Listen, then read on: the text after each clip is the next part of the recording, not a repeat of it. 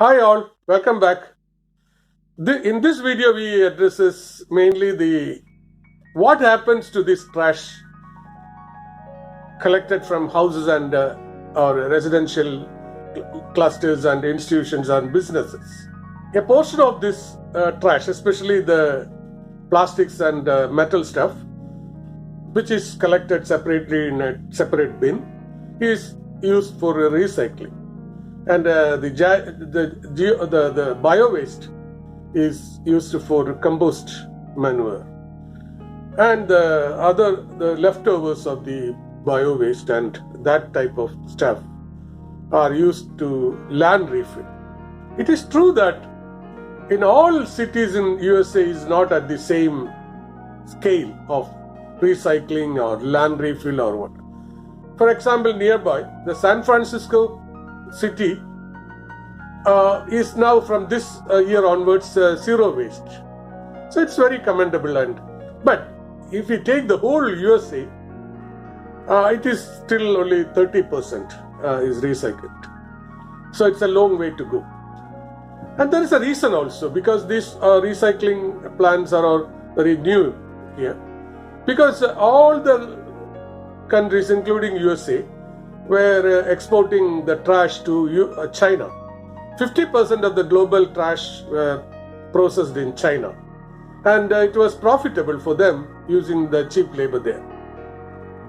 But now China stays no more trash here, so you do by yourself.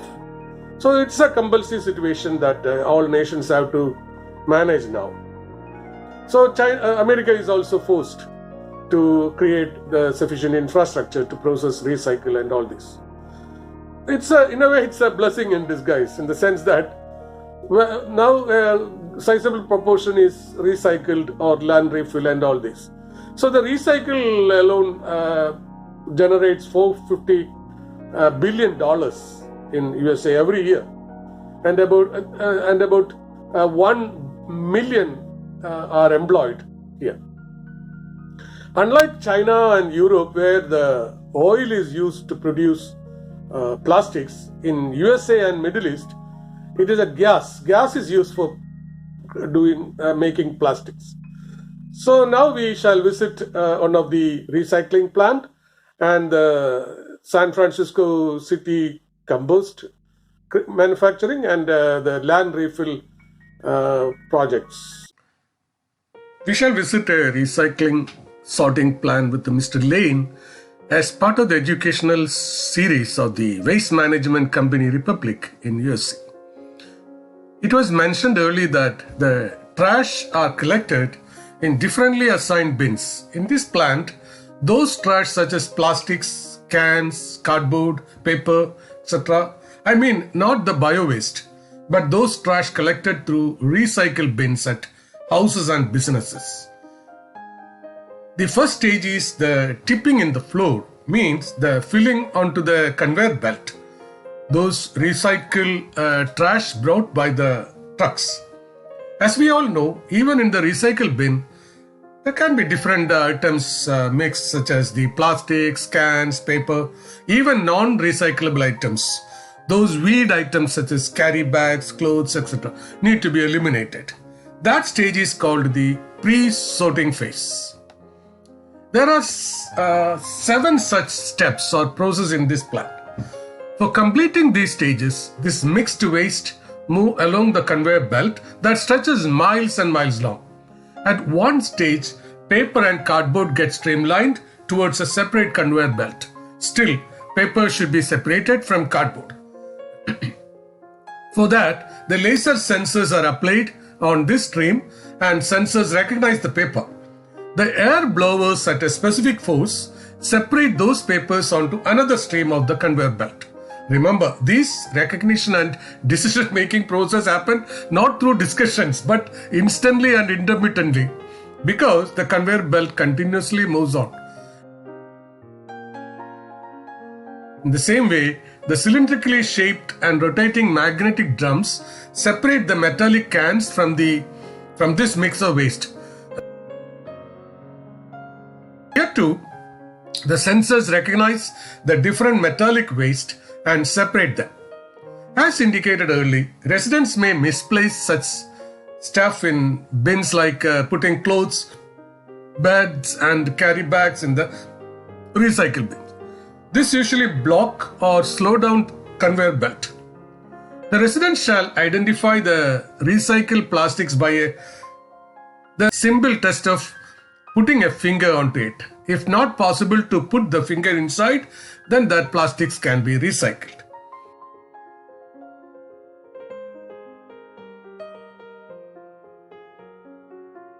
Carry bags are separated even manually and place them on another pipe.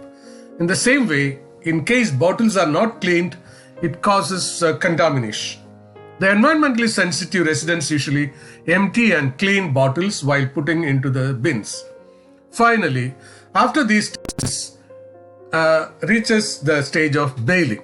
The trash thus separated as plastics, cans, paper, cardboard are get bundled and kept ready to be sent to the recycling plants. These bundles earn good money. For example, for a bundle or bale of cans, it brings $800 per bale. That is why I stated that this is not just a waste or trash, but a big business. The San Francisco city from this year, 2020 onwards, is reaching as the zero waste city. It is really commendable accomplishments. In this case of waste management, this port city is a global model to other cities. The city does not approach the waste management in terms of dumping the waste at deserted places or incinerate the waste. The city council legislated in 2009 that thereafter the residents were asked strictly to keep and bring the trash only in terms of or only in the forms of recycled categories separated as bio waste for compost making, those trash for the landfill, plastics for recycled, etc. The private company Ecology was entrusted to manage the trash for further processing. 25 years back, the San Francisco city was recycling about 40%. This now rose to 80% as a result of this legislation.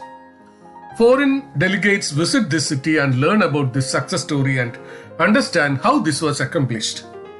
The city with their ecology convert the bio waste into compost and distribute the compost among the farmers and wineries. These measures also contain the climate change to an extent because these waste management programs of converting bio waste into compost pull the carbon from the atmosphere and immerse the same into the soil, while through the same process in reverse provide nutrients to the plants and trees and fresh oxygen back into the atmosphere. When I heard the landfill that a portion, especially the remaining portion after recycle, is used to landfill, I thought it as dumping the leftover trash onto some deserted locations, and I visualized the heaps of trash hills stretched around. No, it is not like that. When I got into its details, I really felt amazed, realizing how scientifically, ecologically, and professionally managed. Landfilling projects of this sort provide electricity and gas generated from this waste to the neighboring community. The landfill project that is introduced here covers about 750 acres of land. In this, many cells are created. Each cell is created by digging the land into circle shape. Specially made liners are placed over this land to protect the land and the groundwater. Thus, each cell is created this way. What is important is the waste is landfilled not on the top of the land but inside the land. In each landfill project alone, about 40,000 tons of waste brought by 800 trucks are handled every day. Yes, every day. 3 acres of land are kept open in front of the project area for the trucks to unload the waste. These wastes are immersed into the land by applying high pressure and convert them into blocks. Then liners are placed over these blocks of waste everyday basis. The energy created in each cell can provide electricity to 800 houses for 30 years. Environmental engineers supervise 24 hours basis to ensure 15 environmental criteria. The water tapped from the project area itself is used to spray through the vaporizing system here. Fresh oxygen also sprayed around, which maintains good odor around or smell around. The quality of the soil, air, water, smell, etc. are checked and fixed at regular intervals. Every day, such 30 tests take place. This sort of rigorous tests every day are done for 30 years. Multiple and bigger fans are placed around to blow the fresh air and to maintain the air smell in balance. Team members go around, watch and collect the stray trash papers and stuff in case those were escaped out of these fans and other blowing systems. The gas, manure, electricity are supplied to the residents in the community.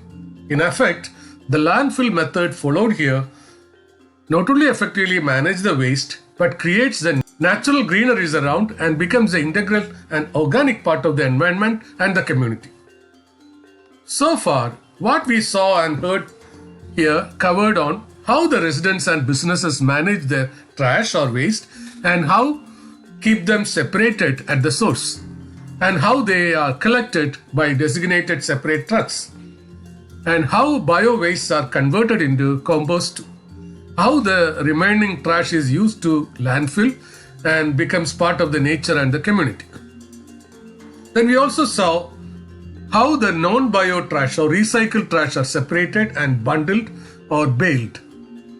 You may naturally ask, hey, where these bundles go and what happens then? That is another long story. That is another world of wonders.